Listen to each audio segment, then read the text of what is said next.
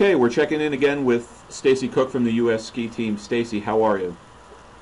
Doing great, thank you. Happy New Year. How was your holiday? Oh, I had an awesome holiday. Happy New Year to you too. Christmas at home, and we actually spent New Year's, was our first day over here in Europe, back after our break at home. But it was really nice to be able to spend Christmas with the family. Nice. Now, last time we checked, you had just gotten home to Mammoth Lakes, California, and found about 15 feet of fresh powder, and then you got dumped on some more. How much snow did you guys get over the holiday?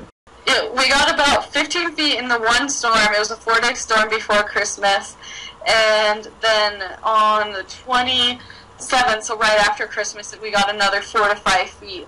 So it was about 20 feet within a 10-day period. It was crazy. Okay, so let me get this straight. You got 20 feet of snow in a little less than a week. Now, on the East Coast, we got anywhere between 2 and 3 feet, depending on where you are, and it brought pretty much 3 states to a grinding halt for about a week. My street more than 3 states because of all it backed up airlines all the way back here too. So you guys affected pretty much the whole world. Pretty much, but how are you guys in Mammoth able to cope with 20 feet of snow when, like, 2 weeks after the storm, my street's still not plowed? I don't know exactly.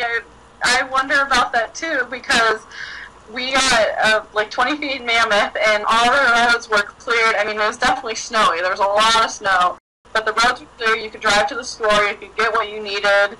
Drive home. You could drive up to go skiing. And then when I went to leave Mammoth, I went to Reno, where it had snowed maybe 2 centimeters, and traffic was at a dead stop. No one was moving. On the radio they said there was over 30 accidents in town. I was like, really, people? We just got 20 feet, and you can't deal with not even an inch. But I think it's just preparation. When you have the equipment to move the snow and the people willing to put in the hours, it all just goes smoothly. And it's part of it too is the cooperation of the public. When you're in the midst of the storm, you don't go out unless you have to. And if you do go out, you're really careful.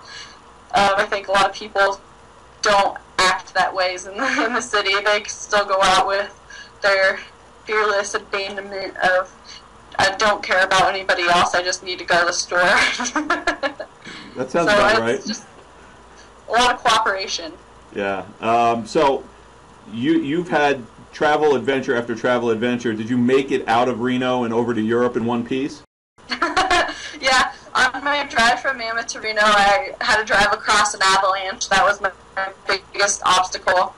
And I actually, there was drama again. My flight got canceled, but it was the night before, so I just had it rebooked and still made everything on time the next day. That's great. So when you got back to Europe, was it right back to speed training and kind of getting ready for this weekend in Altenmark?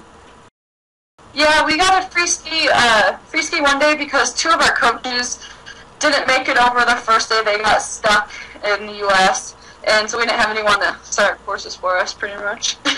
And so we free skied one day, and then we trained 3 days with the Canadian team in Saalbach, a Canadian and British team. So that was pretty fun and challenging hill to get us ready and back up to speed for Altmark. How is your training gone as you look to get ready to race again this year? Well, my training, I think that I ended 2011 in a really good place with powder skiing. You mean 2010? And just having a lot of fun and enjoying myself, and that was kind of my goal going home, was to just love the sport again and stop worrying about results and all that, because it gets to you when your brain is constantly thinking about stuff. And then I came back over and I had 3 good days of training, and I feel really good. Today in the training run, we had our first training run in Altenmark, and I thought I skied really well. It was definitely tough conditions running early. It was really flat light, and then the sun came out a little bit later on. But I'm psyched with the way I'm skiing, and the times may not show that today, but It's just a training run.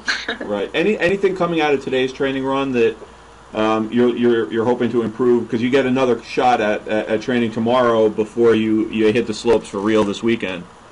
Yeah, I think that I'm just going to try and up the ante. I skied well today, and tomorrow I'm going to add the speed with the good skiing, and just take a little bit more of a race run tomorrow so that I know the feeling come the weekend. Is that something that you typically do when you have two downhill training runs, is kind of use the first one more as an inspection, and then use the second one as more of a test? Well, I think our tactic as a team is to nail the line on the first training run. That's what we always talk about, and today I really wanted to nail the line and be in a good body position. That was my main goal. And generally, the history of me, I've always been really slow on first training runs, and then slowly build and build and build. And obviously, the more training runs, the better that tactic is. But even Lake Louise, so I'll keep building into race day, hopefully. Okay. Can you talk a little bit about what you learned about this course, and what you think some of the keys are to mastering this course? Yeah, the key is definitely to, as we say, to sack up, because it's a pretty intense course for the girls. It's an awesome course. It's really challenging and fun and high speed. Right out of the start, it's like dropping off the face of the earth. We have this start chute that is really steep. You can't even skate out of it, really. It's pretty much just push out and get in your tuck. And it's about 0 to 70 in about 4 seconds is what we calculated today. So it has a very fast pickup. And then the biggest challenge is carrying your speed from top to bottom, because there are some really big turns, and you can't drop your speed anywhere. You just really got to keep it going, even through the challenging turns. Right. Is it super tricky when you have that type of a steep drop right from the get-go? I like it. I mean, it adds a lot of adrenaline to right from the get-go. It definitely, inspecting this course today, my teammate Chelsea and I were halfway down together, and we're like, oh my gosh, my head is full already. This course is non-stop and right from the beginning, and there's a lot of courses, like in Val d'Isere, for instance, where you inspect the first gate and then you don't really inspect again until the 10th gate, because it's just flat and you don't need to know anything. But this one, you have to be on top of every turn, so your brain fills up with information. But typically, those have always been the best courses for me, and I take it slow, try and learn slowly, and get it right, and just carry confidence throughout every training run. Well, here's hoping that you learned a lot today, and then you master what you've learned, and feel the need for that speed on the weekend. Stacey, good luck. Thank you. Thanks for checking in. We look forward to seeing you ski this weekend, and then checking in again before the next stop. Sounds good. Thanks a lot. Thanks, Stacey. Take care. Bye.